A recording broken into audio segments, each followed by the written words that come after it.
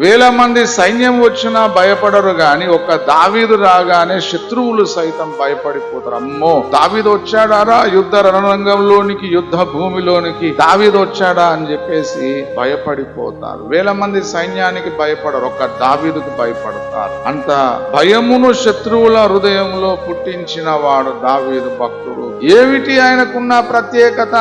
ఆయనకు ఎక్కడి నుండి అభిషేకం వచ్చింది, ఎక్కడి నుండి బలం వచ్చింది, ఎక్కడి నుండి కృప దావీదు పొందుకున్నాడు? ఏ భక్తుడైతే మరొక దేవుని స్తుతిస్తాడో, ఆరాధిస్తాడో, కొనియాడతాడో వాడు అనేక మంది జీవితముల మీద చెరగని ముద్ర వేయగలుగుతాడు. నా ప్రాణమా, దేవుడు చేసిన మేళ్లలో దేన్ని కూడా మరువకు అని చెబుతున్నాడు. మనుషులమైన మనకు మర్చిపోయే అవకాశం ఉంటుంది. ఏం మేలు చేశాడు, ఏం ఉపకారం చేశాడు దేవుడు నాకు?